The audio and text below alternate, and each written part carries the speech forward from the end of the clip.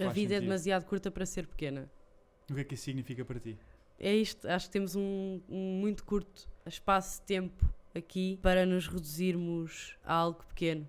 E por algo pequeno não estou a dizer que ter uma casa modesta é mau, não é isso, é enquanto pessoas. Temos de tentar sempre ser a melhor pessoa. Breakfast with Fred. O Breakfast with Fred é um podcast, aliás, é um live show, temos aqui plateia ao vivo, que é desenhado literalmente para trazer pessoas inspiradoras, pessoas com histórias únicas, pessoas que sejam exemplos de superação para podermos desconstruir quais é que são as ideias destas pessoas, como é que elas pensam, qual é o mindset, quais são as estratégias, para podermos então desconstruir e simplificar e aproveitar estes princípios para aplicar na nossa própria vida. Estamos aqui no Therapist, estamos a tomar um pequeno almoço num sítio onde eu costumo vir frequentemente tomar o pequeno almoço e almoçar, e que nos está a servir o pequeno almoço a mim, à nossa convidada de hoje e à plateia toda que temos aqui hoje, e é um sítio muito especial para mim.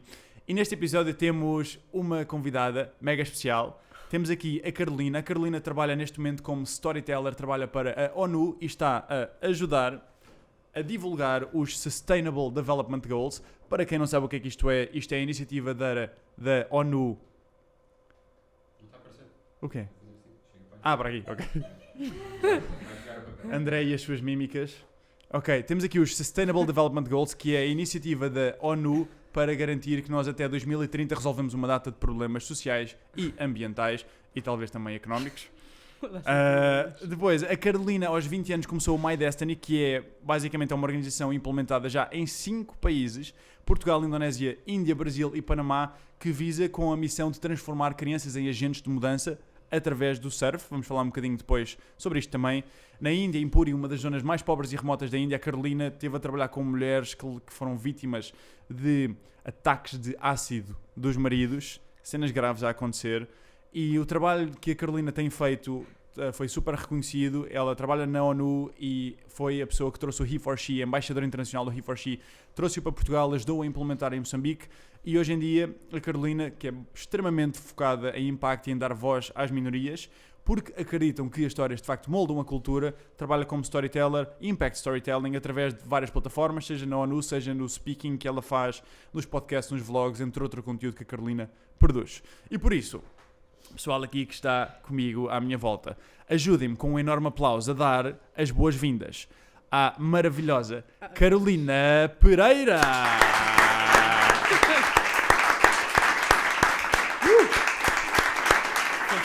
Ok, estamos prontos para a nossa dinâmica? Vamos rufar os tambores? Vamos lá. E rufem os tambores.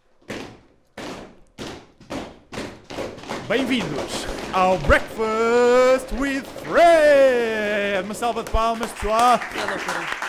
Let's go. Carolina, muito obrigado por teres vindo. Obrigada eu. Muito bom estares aqui. Queria começar com uma pergunta para podermos entrar. Há muita gente, vamos falar hoje vamos falar de feminismo, vamos falar de igualdade de género, vamos falar também de storytelling e de impacto, mas há aqui certos tópicos que há várias pessoas que não têm, inclusive eu não tenho o contexto suficiente, por isso eu gostava de entrar um bocado para dar contexto sobre certos conceitos. Okay. E tu dizes frequentemente, eu sei que não és a única, que direitos da mulher são direitos humanos. O que é que isto significa?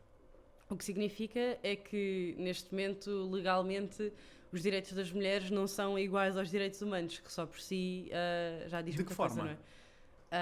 Pronto, existem os direitos humanos e as mulheres não têm os direitos, não sei, existem direitos que não, em que a lei não é igual caso seja uma mulher ou um homem a ser avaliado.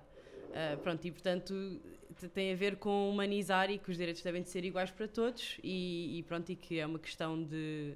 É não estarmos a colocar as mulheres num grupo à parte são os direitos das mulheres. Ok. Quando na realidade somos a mesma espécie. Sim, e isso acontece para muitas outras minorias, não é? Quando estamos a falar de migrantes ou de raça ou de o que for, ou LGBT, etc., usa-se muita expressão também de não, mas esses direitos são direitos humanos, não é? Porque não deixaram de ser pessoas iguais.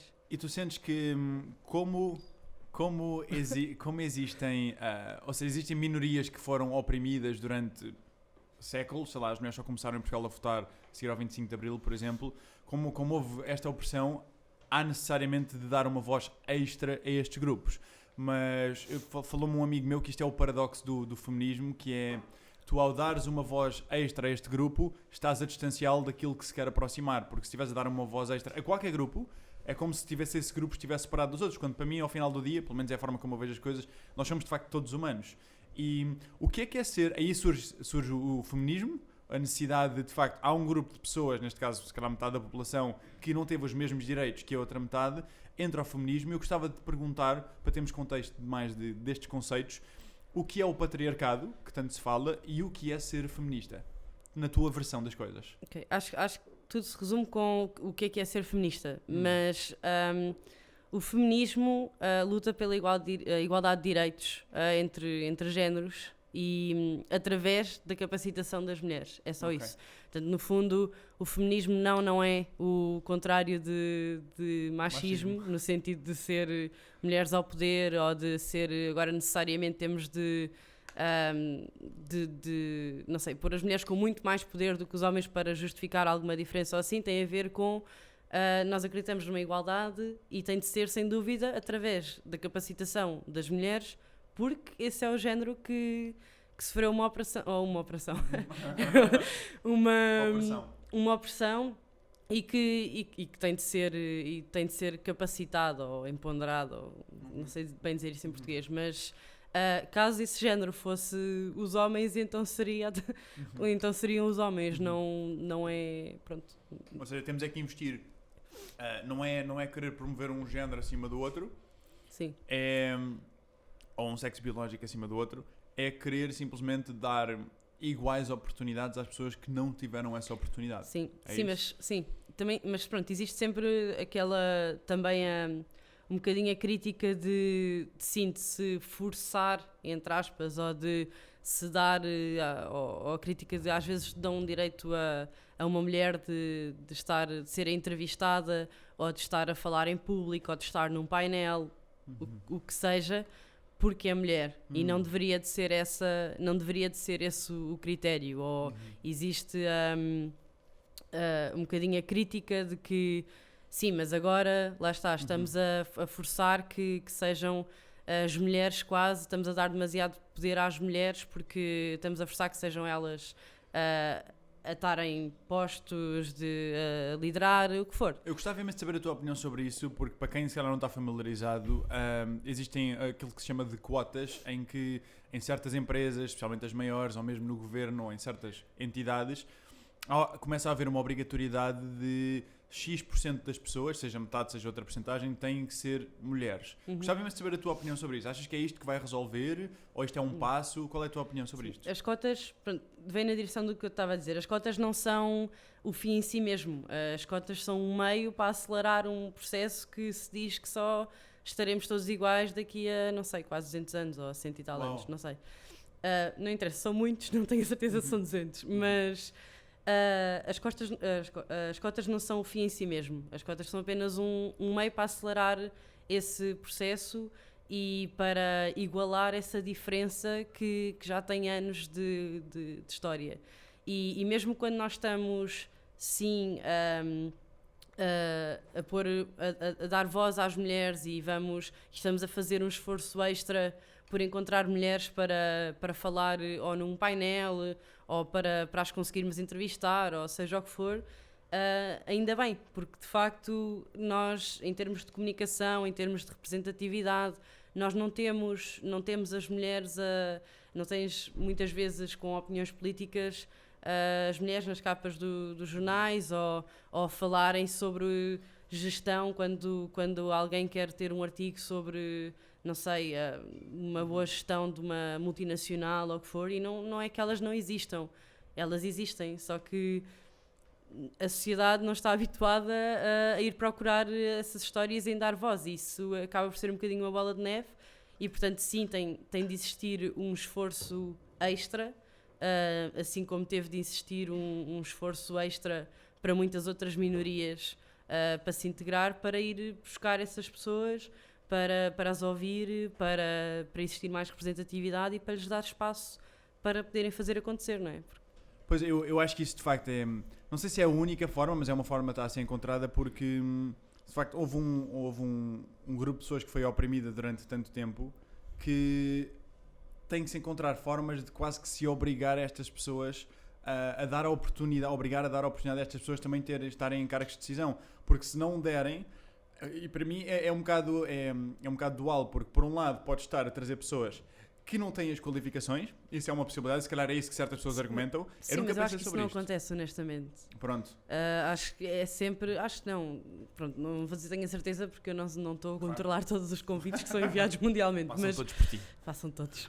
Mas esse é um dos argumentos, é que sem mérito uma mulher está lá só por ser mulher. Isso não acontece, na maior parte das vezes. Acredito é sim que existe um esforço extra quando nós temos uma conferência sobre tecnologia ou o que for num ambiente, uma indústria qualquer que seja maioritariamente dominada por homens. E dizemos numa mesa que, ok, temos de procurar mulheres para falar num painel, não vamos buscar aí pessoas que estão a passear no LX Factory, calma, vamos procurar pessoas que de facto têm trabalho comprovado na área e que cumprem e que têm um mérito igual. A única questão é que sim, e isto até é mau sinal, temos de estar a ter aquela conversa temos de procurar as mulheres e temos de fazer esse esforço extra, porque não é informação que esteja tão acessível, não são as caras, lá está, que as pessoas conhecem muitas vezes e elas estão lá com igual mérito. Não.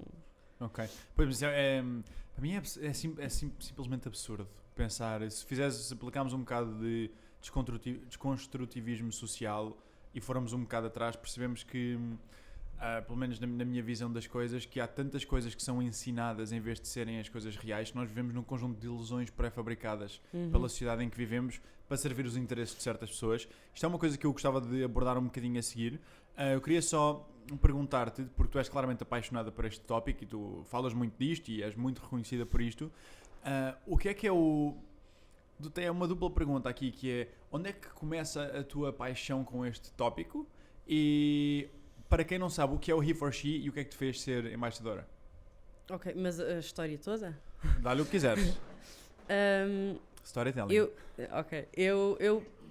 Pronto, numa resposta curta, eu basicamente percebi que se eu queria gerar alguma mudança no mundo, fosse o que fosse ligado à educação, fosse ligado à pobreza ou necessidades básicas ao ambiente, eu tinha de perceber mais sobre igualdade de género. Não, é uma pré-condição para conseguir gerar que mudança for, não é? Nós não conseguimos gerar uma mudança com apenas metade da população ou metade de uma comunidade ou de uma sociedade. Se por base os direitos não estão a ser iguais para todos, por mais que eu resolva um problema num curto espaço de tempo, aquele problema vai voltar a acontecer dali a 4 ou 5 anos, porque a base em si está desequilibrada. Pronto, isto acho que tudo começou mais quando foi na Índia, é que acho que tive esse... Conta-nos isso. Okay, eu através do My Destiny um dos países foi a Índia e eu fui com mais 2 colegas de 22 anos. Dá só um bocado de contexto do que é o My Destiny. Eu falei um bocado na bio, mas só para quem não sabe. Okay, o My Destiny é uma organização que eu comecei quando tinha 20 anos e porque fui viajar sozinha para a Indonésia. Ou melhor, 20 anos, sim, acho que fui com 19 na verdade. Mas depois o My Destiny em si começou a crescer enquanto organização, porque aquilo era só um blog. Eu fui por teimosia aos meus pais, na verdade, ou porque não sei ouvir nãos. E então eu lembro-me que pronto, eu era surfista e os meus pais, e sempre pedi aos meus pais para me darem uma viagem à Indonésia quando eu fizesse 18 anos. Porque a Indonésia, não sei, talvez porque é aquele destino paradisíaco. Pronto, e fiz 18 anos e os meus pais perguntaram-me, então, mas e tens o dinheiro? Eu, não. Então cala-te, não é? Não vai dar. Pronto, e eu disse, então se eu garantir o dinheiro, se eu tiver o dinheiro para ir à viagem, vocês deixam-me ir. E eu acho que eles nunca acreditaram que eu fosse ter o dinheiro para ir à viagem, não é? E pronto, e depois eu fui, e lembro-me de andar à procura de trabalhos no verão, de ir falar com um surf camp que disse que tinha dois postos de trabalho disponíveis. Um deles era para ser staff, que era limpar o chão, fazer camas, fazer o pequeno almoço, o que for, e o outro era para ser instrutora de surf. Pronto, e eram 2 separados, porque ser instrutora, dar 2 aulas por dia, Claro. é puxado e é ao sol e não sei o quê. Pronto, e eu perguntei, então, mas e como é que é o horário de um e do outro? E ele disse, então, o staff é de manhã, mais até, fazer camas, limpezas e não sei o quê, e depois as aulas de surf por norma são à tarde, mas o staff depois tem de voltar outra vez ao final do dia para não sei o quê. Eu assim, então pronto, posso fazer os 2. Uau. E então o meu dia durante um verão inteiro era acordar às 6 da manhã, fazer o pequeno almoço, limpar o chão, ir empurrar pessoas na água e estar a fazer isso Tudo durante para o verão teres dinheiro inteiro. para a viagem. Sim, pronto. E então depois chegou a setembro, eu estive a fazer aquilo tudo durante o verão. Os meus pais sabiam que eu estava a trabalhar no surf camp, mas não sabiam a loucura, né? E eu fui tomando as vacinas, fui tratando dos vistos, fui fazendo isso tudo. Pronto, e depois cheguei à última semana de agosto, que tirei férias, e disse aos meus pais que ok, olha, tenho aqui o bilhete para ir para a Indonésia e vou dia 1 de setembro, mesmo à criança, até dia 1 de outubro, só para fazer um mês, sabes? E pronto, e depois quando fui, aquilo foi Eu uma ainda sou assim, já choradeira. agora. Eu também. Foi uma choradeira para os meus pais, etc. Pronto, e eu criei, como a viagem era muito importante para mim, eu criei um blog chamado My Destiny, porque eu já escrevia, etc. E era só isso, no início, era só um blog. Depois, durante essa viagem, eu estive lá a trabalhar com crianças das Ilhas Mentawai, que são umas ilhas remotas, e no início era só eu mais 5 miúdos, e nem sequer falávamos a mesma língua, nem tão pouco mais ou menos. E pronto, mas começámos a trabalhar, a usar o surf como ferramenta. Aquilo no fundo era uma metáfora, não sei bem explicar, mas nós entendíamos-nos. E depois eu senti que eu era apenas uma pequena solução para um problema maior, ou seja, que se calhar eu tinha alguma importância enquanto indivíduo, só eu, e que podia tentar gerar mudança. E voltei para Portugal, juntei-me aos meus melhores amigos, no fundo, na altura, coitados, e disse que queria transformar o My Destiny numa organização que usava o surf para transformar crianças em changemakers ou em agentes de mudança. Pronto, e depois foi crescendo, entretanto escalou para 5 países, um deles foi a Índia. E para quem tiver curiosidade, só antes de entrarmos na Índia, de que forma é que tu sentes que, ou o que é que vocês faziam, não precisa ir tão específico, Okay. mas como é que vocês usavam o surf como uma ferramenta para ajudar as crianças a serem agentes de mudança? Nós víamos o surf como um lifestyle e como uma cultura e como... Porque no fundo o surf educou muito quando eu era mais nova e por isso e aos meus amigos também, e por isso eu acreditava que se o surf tinha mudado a minha vida e me tinha mudado enquanto pessoa, então também podia mudar a vida dos outros. Okay. E muito resumidamente nós tínhamos um conjunto de 5 valores que acreditávamos, fizemos um questionário globalmente para tentar, muitos surfistas, para tentar perceber quais é que eram os 5 valores core do surf. Quais eram? Era persistência, criatividade, prazer, ou seja, enjoy, Importante. exato, de desfrutar no Sim. fundo, e a partilha, e acho que me está a faltar um. Ok, já te vai surgir. Exatamente. E o respeito, que é o primeiro. Ok. E pronto, e no fundo era o respeito por nós, pelos outros e pela natureza, era depois a persistência, depois a criatividade, o desfrutar e a partilha. Era esta a lógica. E nós no fundo só usávamos o surf, os momentos de água, para lhes ensinar esses valores e depois voltávamos para a terra, fazíamos as reflexões, etc. Claro que depois foi se desenvolvendo com outras ferramentas, com workshops que podíamos fazer à volta disso e assim, mas no início era só isto, era só o que é que nós podemos retirar daqui do que aconteceu na água em relação a respeito, em relação a persistência. Ok, giro. E dás por ti e estás na Índia a fazer isso? Sim, depois eu fui convidada como surfista, só que eu sempre fui um bocadinho surfista ativista e eu lembro-me eu fui convidada para uma coisa chamada India Surf Festival e foi só enquanto surfista e aquilo era uma semana e eu fui abrir o Google Maps para ver onde é que aquilo era e depois o típico surfista faz zoom para perceber se há ondas, sabes? Ok. Pronto, e eu comecei a fazer zoom e depois percebi que existia lá um orfanato ao lado que se chamava Ashan Kiran. E pronto, e pensei, olha, se vou estar aqui uma semana já agora podia fazer alguma coisa neste orfanato. E então propus, mandei um e-mail à organização e disse, olha, eu gostava mesmo, se fosse possível, Eles ofereciam a estadia e tal, mas pronto, a estadia também era um abrigo com um colchão no chão e pronto. E assim, mas já agora posso manter-me aí a dormir num saco-cama um mês, pode ser, por vocês? Pronto, então decidi ficar lá um mês e trabalhar com esse orfanato.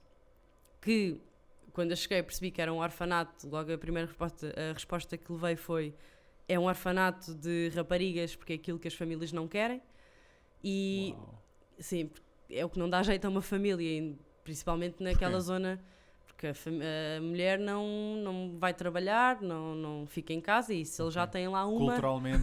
Culturalmente não... Não vai ter acesso à educação. Nós estamos a falar de uma zona mesmo em que eles não têm acesso à educação, não têm...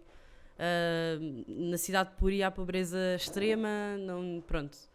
E portanto ter mais raparigas não é, eles queriam rapazes, é mão de obra, pronto, uma rapariga em casa chega porque já está a fazer as chapatas, que é o que eles chamam onan, que nós comemos aqui, e pronto. E depois também percebi que haviam mulheres, e eles contaram-nos que havia um género de centro, ou melhor, acho que o orfanato tinha um médico e ele sabia de um tipo de centro que tinha umas mulheres que tinham sofrido ataques de ácido pelos maridos, mas que na verdade elas estavam em casa e faziam a vida delas, mas eles simplesmente tinham aquele grupo identificado. E eu acho que, e até espero manter um bocadinho isto para o resto da minha vida, que é, eu acho que a minha falta de noção de miúda de 21 anos ou de 22, já não sei bem, mas ajudou-me muito aí, porque de outra maneira eu se calhar... Quer dizer, isto é de malucos, claro que não vou fazer isso, enquanto naquele momento é claro que sim, não é? Porque não? Mas eu acho que sem dúvida nenhuma não estava preparada para aquilo, mas tudo se fez. Não estavas preparada para quê? Emocionalmente e enquanto estrutura... O que é que viste e como é que isso te fez sentir? Eu acho que não estava preparada para o mundo. E acho que aquilo é uma chapada autêntica de...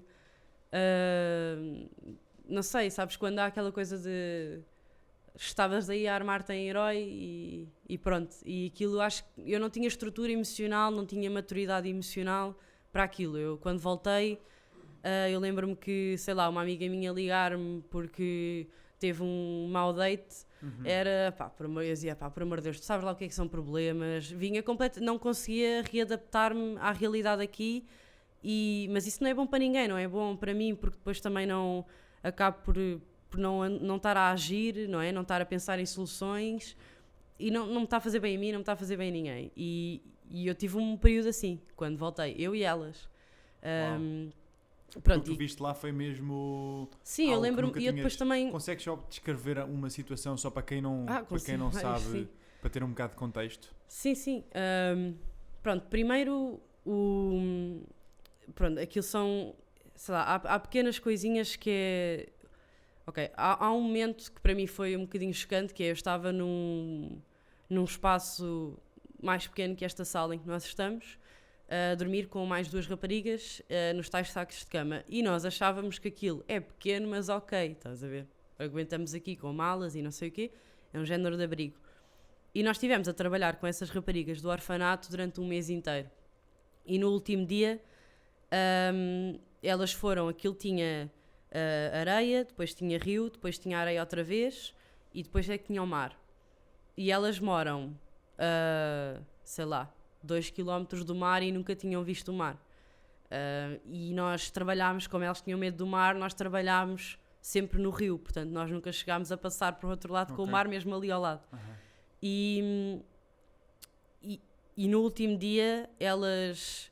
vestiram o seu melhor sari, ou seja, nós lá tínhamos de andar todas vestidas de sari e isso tudo, eu não podia andar nem de t-shirt nem de calções, nada disso, porque iam ver o mar, e aquilo era um evento, uma festa para elas, e eu lembro-me que foi super emocionante, há fotos incríveis, nós andámos simplesmente a correr à beira-mar, completamente loucas, só a correr, e depois... Quando voltámos, elas estavam tão entusiasmadas que nos queriam mostrar o orfanato delas. Aqui? Deixa sim, essa fotografia é uma aqui? das, sim. Ok. E nós e nós estávamos...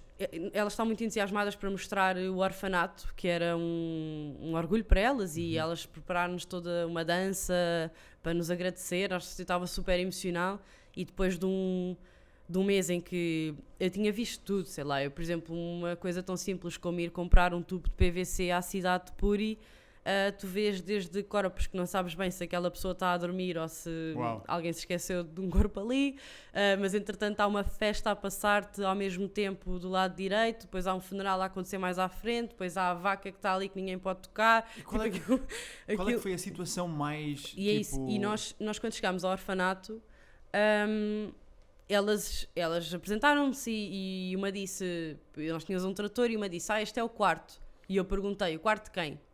E ela disse que era de todas. E o quarto era mais pequeno que o meu, estás a ver? Tipo, e quantas é que dormiam lá? 20 e tal, 30 quase. Eram as miúdas todas. E eu aí, ainda por cima, quando já tinha criado uma ligação emocional com elas e tudo, eu acho que fui sempre a forte durante o mês. Por exemplo, essas minhas duas amigas chegou ao final da segunda semana e disseram, olha, eu não vou à cidade. Nós estávamos ali no abrigo e fazíamos as coisas na praia e tal, mas eu dispenso. Se precisares de alguma coisa, vai. E lá ia eu com 2 guarda-costas, com 2 indianos e assim. E era sempre eu que conseguia perfeitamente estar a comprar o tubo de PVC e ter uma pessoa que me está a agarrar, completamente em pele e ossos, que me está a agarrar e a pedir para lhe dar comida e eu dar comida e eu saber, e com o briefing que levei desses 2 indianos, de Carolina, tu não podes dar comer a ninguém porque senão vão-te cair imensos.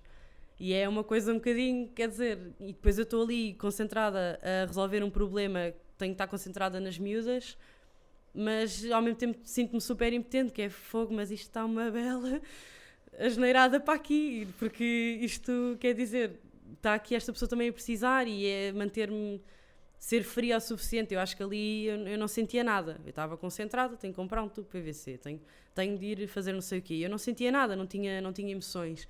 E eu acho que as emoções me vieram todas nesse momento em que saí, eu aí parti-me a chorar, chamei montes de asneiras ao mundo, e foi esse momento de isto não está nada certo, isto eu tenho que fazer alguma coisa em relação a isto, tanto que depois o My Destiny continuou, mas a fazer outras coisas na Índia, mais no sul, porque estava ligado ao surf, aquilo supostamente tinha sido um momento um bocado isolado do My Destiny, e eu deixei de gerir o My Destiny, com o passar do tempo estão as pessoas no Brasil a gerir, mas continuei o trabalho na Índia, porque eu não conseguia...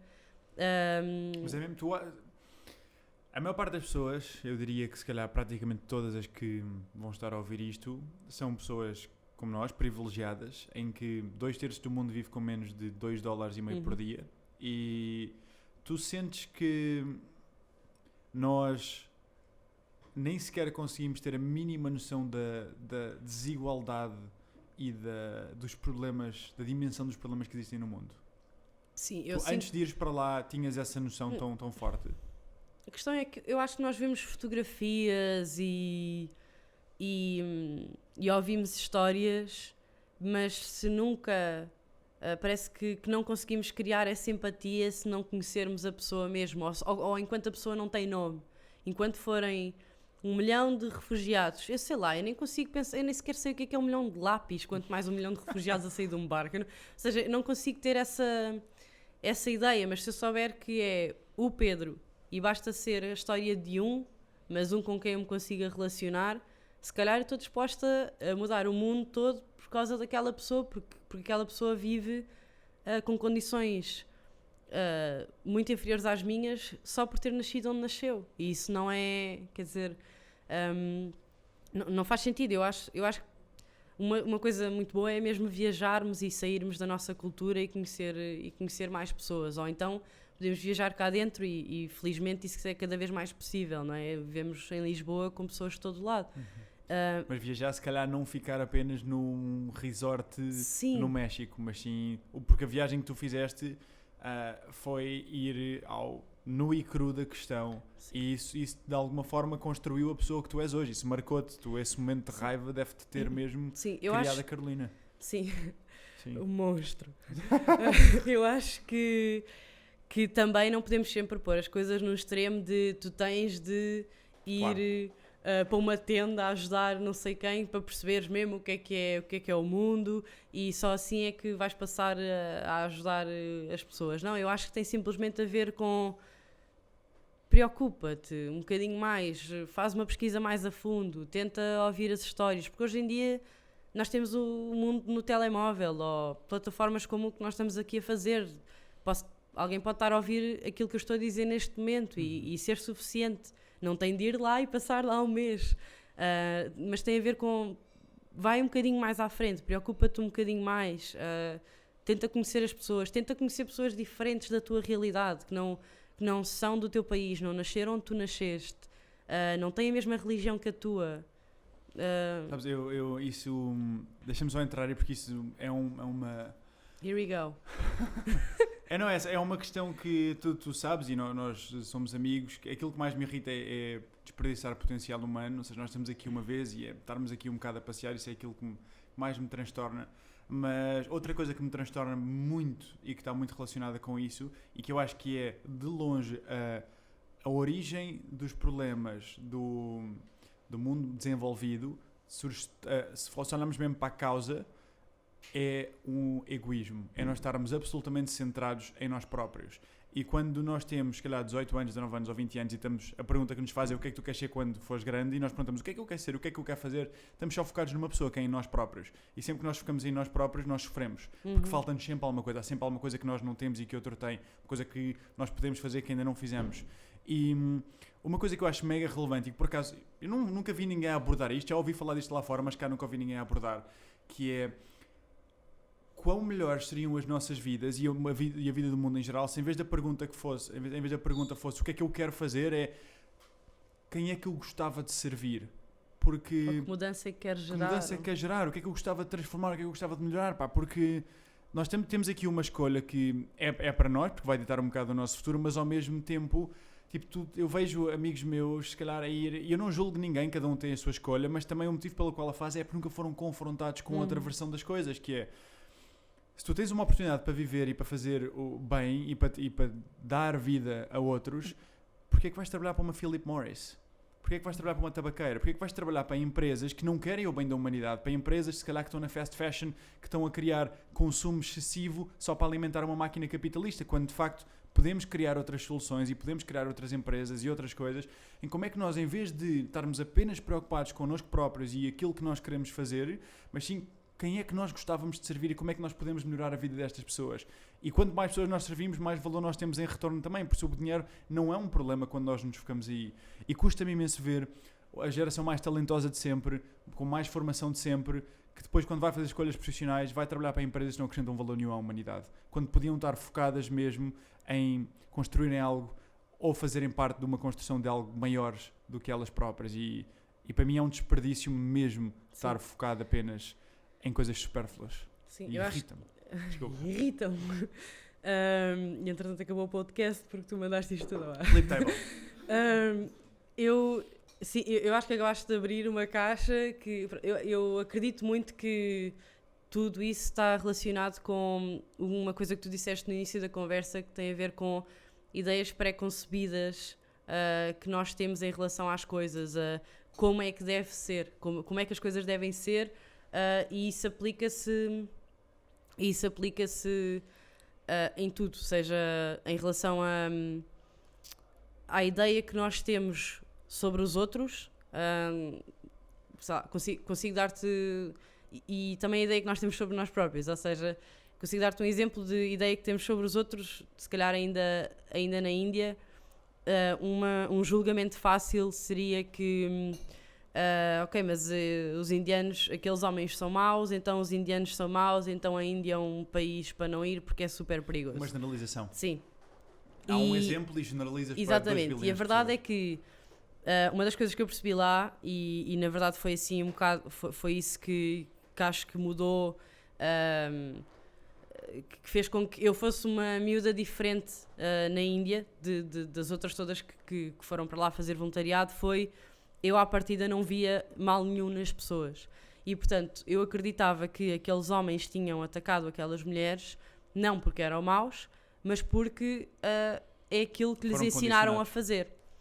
E eles simplesmente aprenderam, e são pessoas que não têm acesso à educação, que aprenderam que se um copo cai no chão, limpamos. Se uma mulher quer sair de casa, leva com ácido para a cara, que é para ficar feia, e assim vai querer ficar comigo. É isto. Mas eles não conhecem outra realidade que não essa. E a verdade é que nós estávamos a trabalhar com as mulheres e eles estavam a ver, e eles até estavam curiosos e até estavam felizes das mulheres estarem a divertir. Eles simplesmente não sabiam que isso era possível. E no final até eles estiveram a ajudar-nos, a ajudá-las a divertirem-se, a estarem em cima de pranchas, e de repente tinhas ali um homem que tinha atacado a mulher com ácido, mas estava a ajudá-la a divertir-se, a equilibrar-se em cima de uma prancha, a tentar aprender a nadar, o que for. E Estás a abrir aí uma pequenina caixa de Pandora, no bom sentido, pelo menos Sim. para mim, porque aí entramos em o que é a natureza do ser humano e o que é a construção social. era isso que eu ia em chegar, nós que é, vivemos. se nós temos, e isto aconteceu, dei um exemplo extremo de que de pessoas, ou um conjunto de pessoas que fazem uma coisa porque é a única coisa que foram ensinadas a fazer. E isto é um exemplo extremo de que toda a gente consegue perceber, mas isso é errado. Está bem, mas então agora olhemos para nós, não é? Então agora, porque é que tu queres de facto seguir para uma universidade? É porque disseram para fazer isso, ou é porque isso é de facto caminho para aquilo que tu queres ser? Porque é que tu, não sei, porque é que tu fazes o que fazes? E tem um bocadinho a ver com isso, que é, estás a partir exatamente da mesma base de um homem que atira ácido, no sentido em que, porque é aquilo que tu aprendeste que se devia fazer. Tão verdade. E eu acho que tem muito a ver com nós. Eu não estou a dizer que ir para a universidade é errado, mas é só questiona-te se é isso que tu queres para ti. Ou seja o que for, todas as ideias pré-concebidas que nós temos. Ele está a viver na realidade dele e nós estamos a viver na nossa, mas muito da mesma forma, com ideias pré-concebidas, com a ideia de que somos um país desenvolvido, com a ideia de que, sei lá, de que somos todos iguais, quando há uns mais iguais do que outros, por aí fora, não é? É maravilhoso o que estás a dizer. É um dos meus mantras de vida, é mesmo... Tu tens duas forças... Não, é SQI, porque...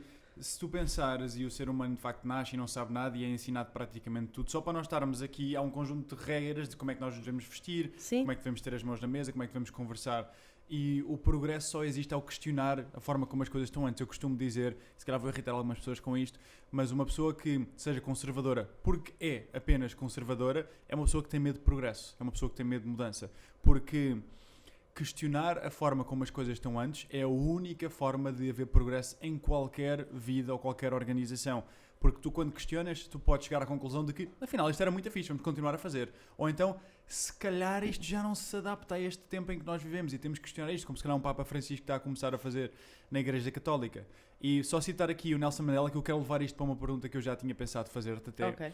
que é, o Nelson Mandela diz, estás a dizer isso de... Porque o julgamento fácil...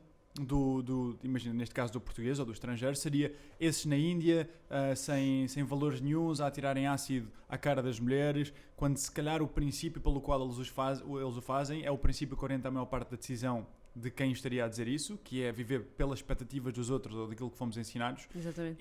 E seria dizer, se calhar, o ser humano é mau por natureza, ou o ser humano, quando o Nelson Mandela diz, eu vou traduzir isto enquanto falo, ninguém nasce a odiar outra pessoa pela cor da sua pele. Neste caso é pela cor da pele, pelo background ou pela religião. As pessoas devem ser ensinadas a odiar.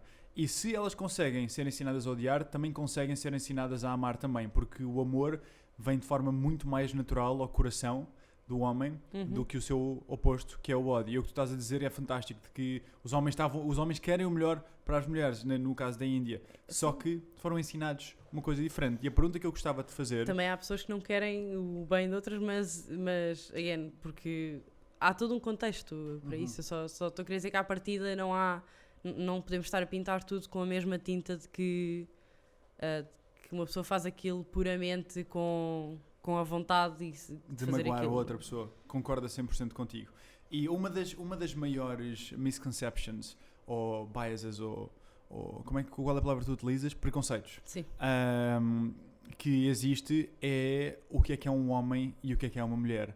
E se conseguisse elaborar aqui um bocadinho melhor a diferença entre que eu também aprendi recentemente, eu por ter já desconstruído um bocado esta parte da sociedade, já me tinha percebido certas coisas óbvias, mas qual é que é a diferença? Porque as pessoas nascem com 2 sexos biológicos diferentes, mas depois existe aquilo que se chama de performance de género, ou seja, como é que se tu nasceste com este órgão genital ou com este órgão genital, tu depois é esperado de ti um conjunto de comportamentos e isso molda-te também quem tu és. Consegues elaborar um bocadinho sobre isto aqui?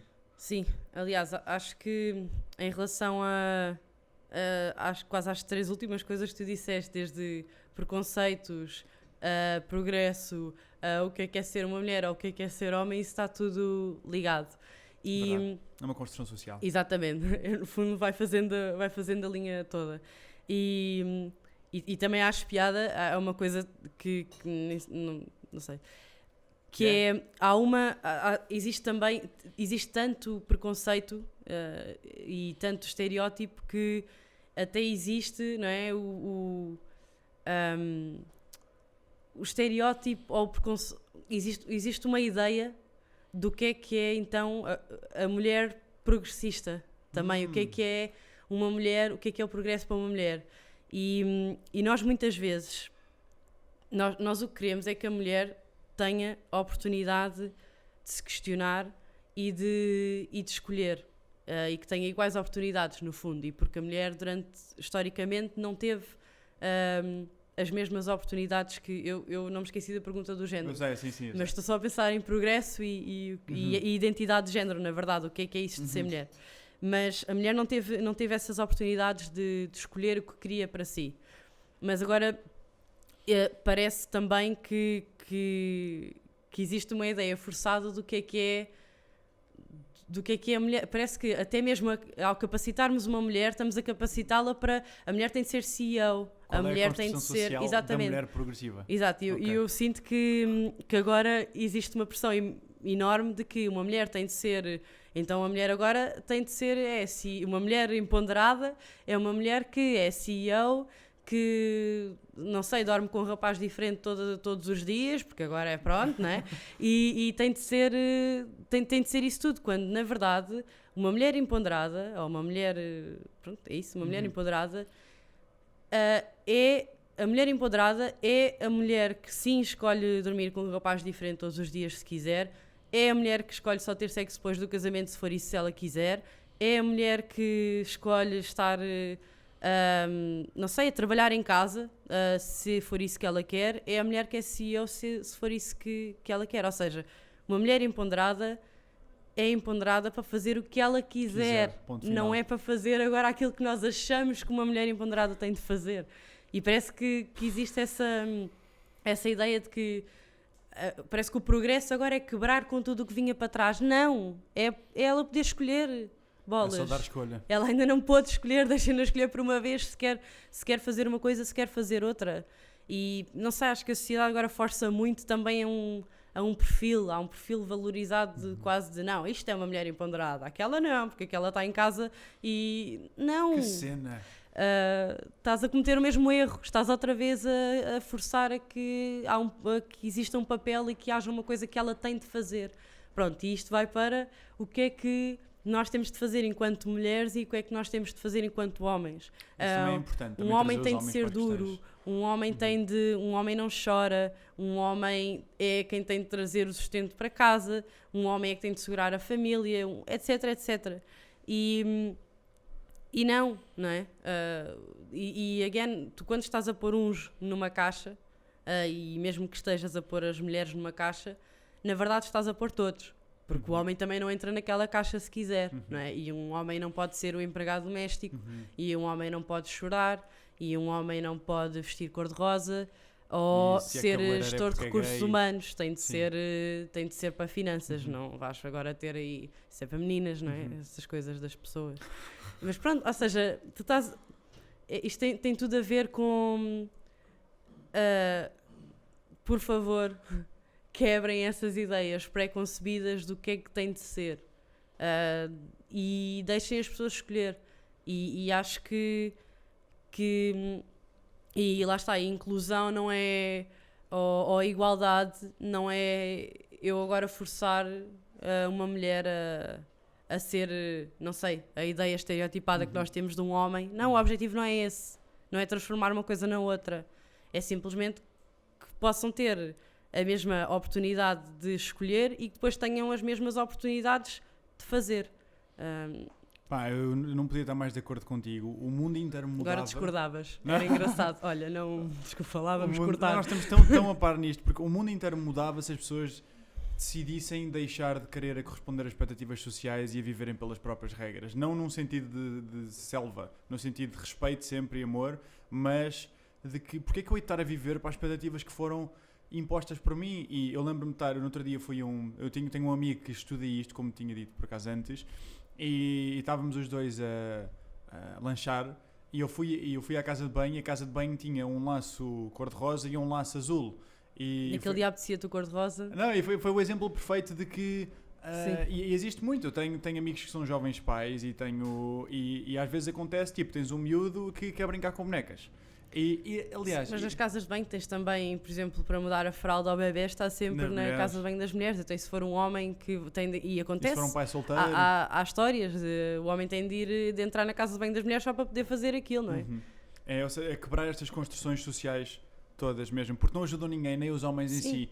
Porque há homens que não necessariamente são gays, mas são mais femininos, e desde crianças... não tem nada a ver uma coisa com a outra. Pois não tem nada a ver, mas levaram chapadas e gritos o tempo inteiro, assim como mulheres no outro caso, porque há um conjunto de expectativas que tu tens de cumprir, e os próprios pais, que têm medo de ser julgados pelos outros pais, depois se o miúdo brinca com bonecas, ou se a miúda brinca com os carros, só estou a dar um exemplo mais estereotipado, vão intervir e vão dizer que isso não está correto, e estão ali a castigar uma criança que não faz o mínimo sentido. Tem a ver com o que tu estavas a dizer, de estás à partida, mal a pessoa nasce, estás a limitar o potencial humano logo e a tirar as pessoas da sua natureza. Sim, e é isso. E depois aí, acima dessa camada existem montes de caixas que o que é que quem eu gosto tem a ver com quem eu sou, não é? Também.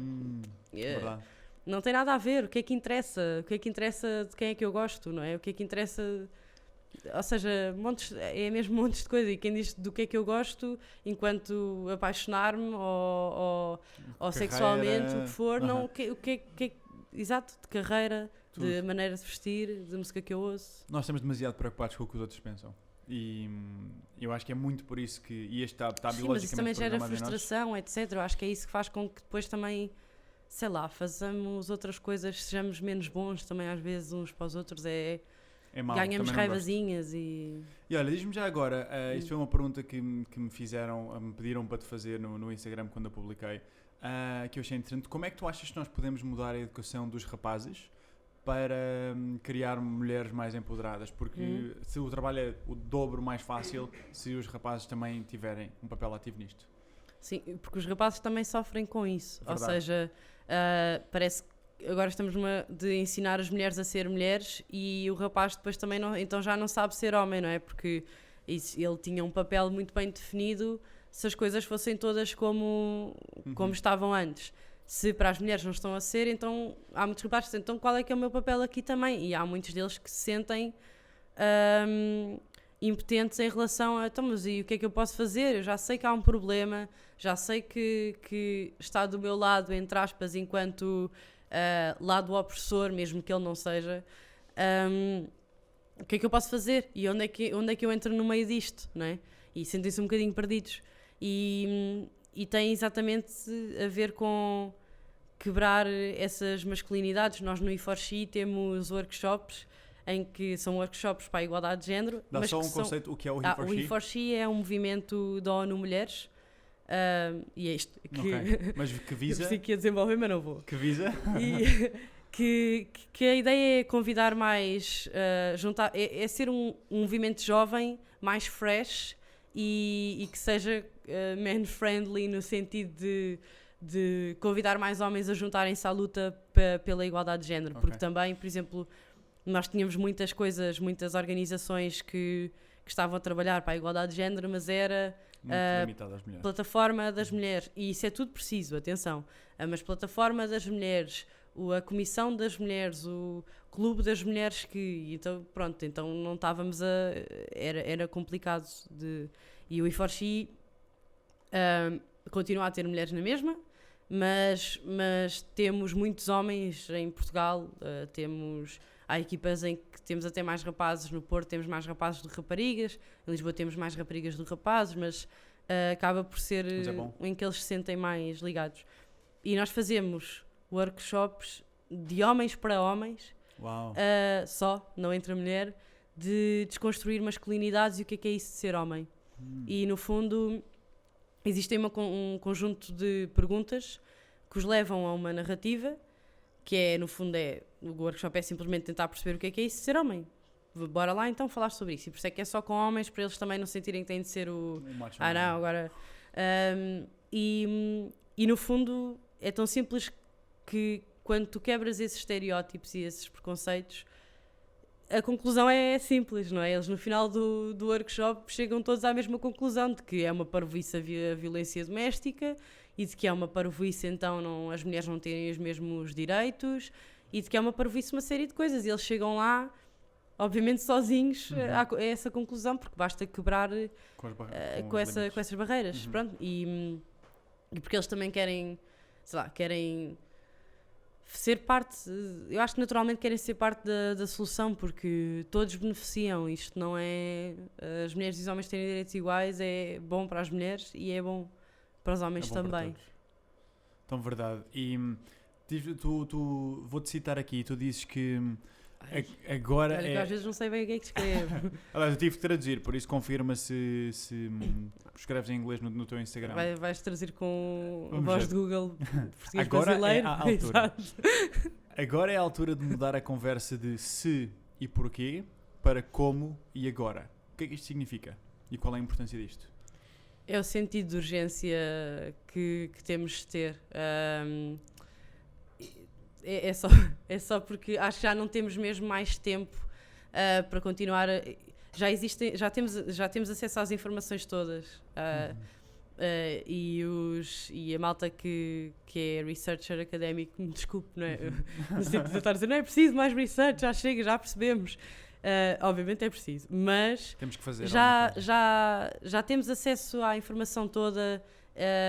Sim, é um problema, ou seja, é um bocadinho até, sei lá, quase ao mesmo nível das alterações climáticas. Por amor de Deus, já chega de questionar se existem e porque é que existem, etc. É tão urgente, e eu acho mesmo que quer dizer, que em 2019 eu quase que me sinto ridícula do tempo em que eu estou a viver, juro-te, de como é que eu vou explicar a quem quer que seja que eu estava a lutar por isto em 2019, no sentido de, por um lado, boa, que estavas a fazer alguma coisa em relação a isso, por outro lado é que antiquados, meu Deus, como é que é possível nós ainda estarmos a questionar-nos sobre, não sei, pequenos óbvios, direitos iguais. Sim, quer dizer, como é que ainda nos questionamos sobre isto? Eu acho que é mesmo a conversa na mesa, e eu às vezes irrita-me que eu felizmente tenho acesso a estar em algumas mesas de debate com high level e em que estamos a debater a estratégia para a capacitação das mulheres no Mediterrâneo, o que for, e estamos ali pessoas de vários países, um privilégio gigante estarmos ali, e a conversa é pois, mas ainda acham que ou seja, acho que às vezes ainda é questionar pequenas coisas. Nós não devíamos já estar a falar do que é para fazer, amigos, não é? Isto não devia ser já a dizer, então pronto, mas o que é que podemos fazer, para onde é que podemos ir, porque acho mesmo que não temos mais tempo, já não dá. E o que é que tu dirias, tu dizes aqui, vou-te citar outra vez, espero que os jovens estejam a perceber o quão importante é envolverem-se com o mundo em que vivemos. Este mundo és tu és uma reflexão do mundo e o mundo é uma reflexão de ti. Tu fazes parte disto e a tua voz é importante. E depois dizes outra, que é muda o mundo da forma de que mais gostas. Para quem ficou de alguma forma inspirado com as tuas palavras aqui... Duvido muito. Quais é que são os primeiros passos que um jovem que se calhar está numa linha de fábrica montada para levar numa certa direção e que se perceba, se calhar eu não quero ir trabalhar para estas empresas, não acrescentam um valor nenhum à humanidade, se calhar eu gostava de ter um propósito maior. Quais é que são os primeiros passos que as pessoas podem fazer, assim de uma forma mais prática, para poderem começar a criar este impacto? O que é que tu dirias? Eu tenho eu queria responder de duas formas. Uma é, eu tenho uma talk até que se chama Are We Enough? Okay. Em que no final no fundo faço com que as pessoas percebam que só precisam de 3 coisas. Uma é terem propósito, 2 é encontrarem uma tribo, ou seja, encontrarem pessoas que tenham o mesmo propósito que elas, e 3, que façam alguma coisa em relação a isso. E em relação ao que façam alguma coisa em relação a isso, Façam alguma coisa. Sim, mas acho que passa como? muito por, primeiro, parem e pensem um bocadinho. Só um bocadinho. No que é que querem para vocês, no que é que querem para os outros e em que mundo é que querem viver. E depois não ponham demasiada pressão no façam alguma coisa sobre isso. Porque eu acho que às vezes as pessoas sentem que as únicas pessoas que podem fazer alguma coisa sobre isso és tu, que estás aí, que estamos aqui com o microfone, sou eu, etc. E que se calhar não, mas ali há sempre aquele distanciamento. Eles estão ali, eles os dois, e nós estamos aqui, né, atrás. Mas não há, Toda a gente tem essa não há possibilidade. ação demasiado pequena, nem há ação demasiado grande para se gerar conversas e para se gerar mudança. Acho que todo o diálogo é importante e tudo o que se faz é importante. E mesmo a pressão de agora tenho de mudar de emprego para mudar o mundo, e de empregos completamente sem propósito. Eu trabalhei numa agência de viagens para ter dinheiro enquanto montava uma iDestiny ao mesmo tempo, etc. Ou seja, não invalida. Não ponham tanta pressão, vão com pequenos passos. O que interessa é estarem a fazer alguma coisa. Isso é muito giro. Eu tenho aqui a Carlota que trabalha connosco. Inspira-me imenso ver no Instagram quando ela de vez em quando põe tipo um post que teve na praia, vai tipo à praia no sábado apanhar beatas de cigarro. E tipo, ninguém faz isto. Ou seja, tu podes ter ações tão pequenas que são inacreditáveis. E tu falaste aí num ponto 2 que eu achei muito interessante, que foi, tu disseste encontrar o teu propósito, o segundo é a tribo, e o terceiro é go do something about it. Em relação à tribo, isto foi uma pergunta que me fizeram no Instagram também, porque tu falas em storytelling e ainda não falámos. Qual é a importância de contar uma história e qual é a melhor forma de o fazer para cativar, seja para montar qualquer tipo de projeto, neste caso pode ser um projeto de impacto, mas pode ser uma empresa, pode ser um projeto de faculdade. Como é que tu usas o storytelling para envolver estas pessoas? Nós vivemos, eu acredito mesmo que as histórias moldam as culturas. Nós somos portugueses porque nos contaram e temos um perfil, ou queremos uma série de coisas porque nos contaram histórias sobre o que é ser português e da história e das histórias de Portugal, etc.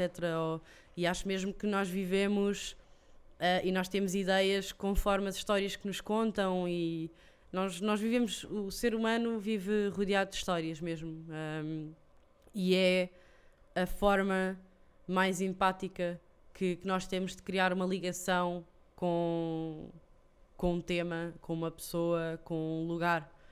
E eu tenho vindo a perceber que existe mesmo muito poder em humanizar números, no fundo de contar as histórias que estão por trás desses números, em explicar conceitos também através de uma história, porque eu acho que e dar voz, etc. E eu acho que se para uma empresa tem muito a ver com contar a história do teu porquê, de propósito, eu acho que não posso fazer assim grande coisa em relação a uma empresa que não tenha propósito nenhum. Mas, por exemplo, uma senhora que trabalha num café também pode contar a história dela e porque é que é importante para ela receber aquele salário ao final do mês, e aquilo que ela está a fazer com a família, com o dinheiro que nós estamos lá. Ou seja, criamos uma ligação muito, muito maior com o café, com o que for. E eu acho mesmo que contar as histórias torna-nos mais próximos. É o primeiro passo, ou é uma das ferramentas mais poderosas que nós temos para consciencializar e para gerar empatia em relação a tudo. Olha, para quem eu tive a ver no teu Instagram, eu concordo mesmo contigo, mas isto é uma pergunta que me fazem frequentemente, que é, tenho uma ideia como é que eu consigo fazer com que eu envolva as pessoas. A minha resposta é muito semelhante à tua, é sempre a mesma, é conta a tua história. Exatamente. E há uma talk do Seth Godin, não sei se já viste, que se chama Tribes. Ele tem o livro também, mas eu aconselho a quem quiser ver a talk é inacreditável. O Seth Godin para mim é um gênio. e não sei se já viste essa talk ou não, mas eu achei mesmo inacreditável de como criares mesmo a tua tribo. E depois há um livro que eu vi num workshop que tu deste de storytelling, que eles falam de um livro que é o The Hero with a Thousand Faces, que é do Joseph Campbell, em que ele descreve, é inacreditável, foi o livro mais difícil. Eu uso muito essa narrativa, na verdade. Porque consegues elaborar um bocadinho sobre isso só? É o ciclo do herói. Sim, eu não queria era ficar muito geek.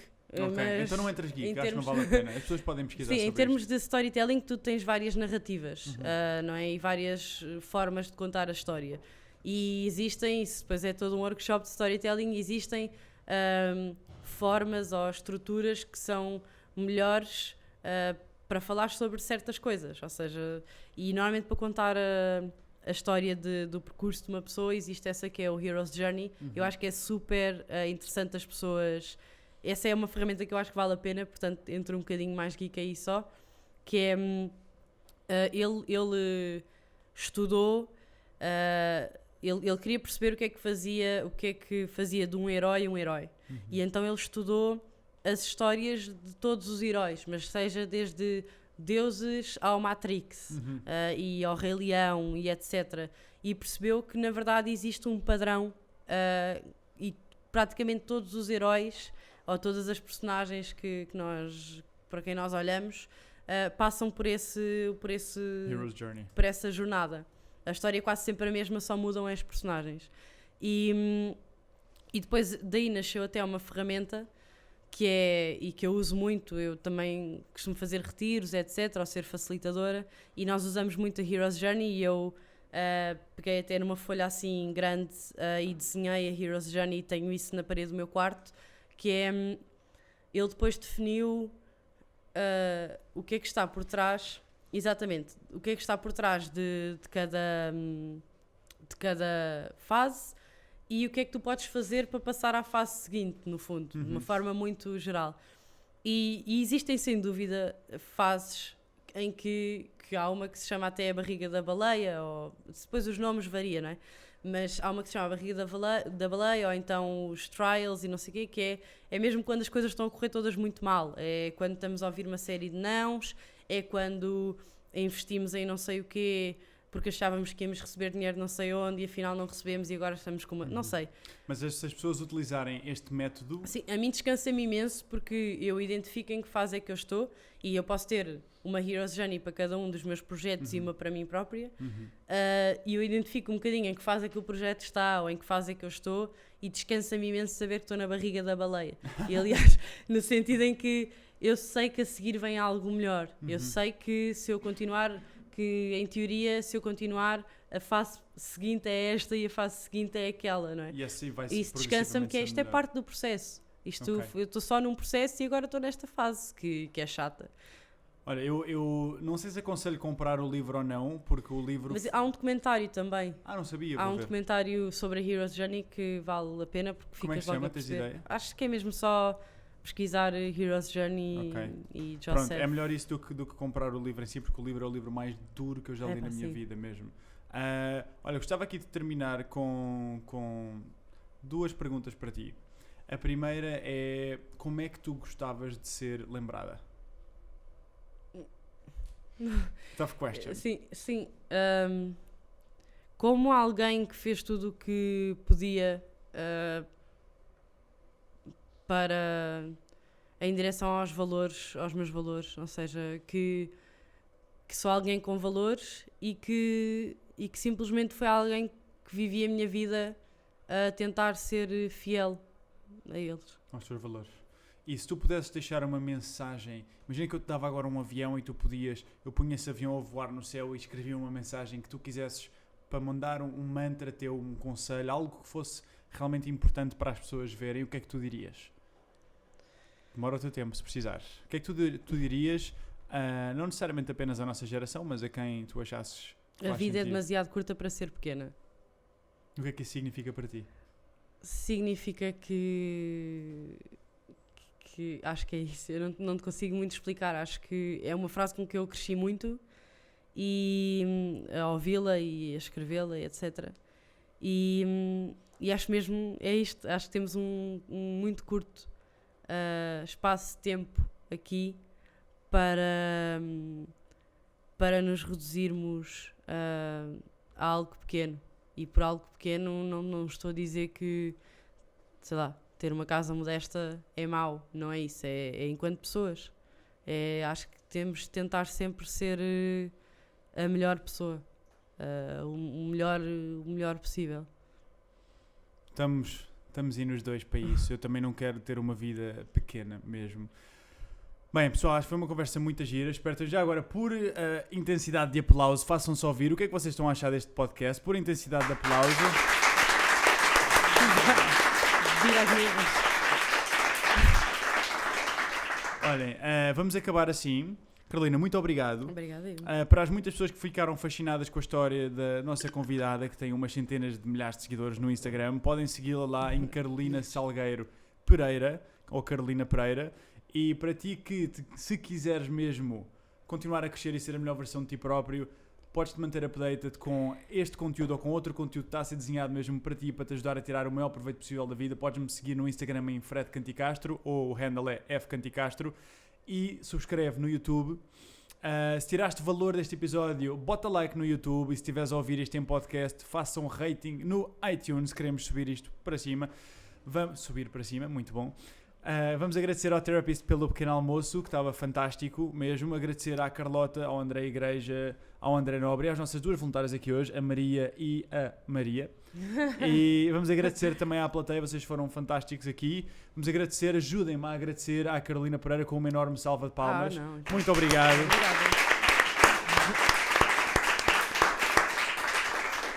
E é isto, pessoal. Até à próxima. Não se esqueçam mesmo de tirar o maior proveito possível da vossa vida. Bye bye.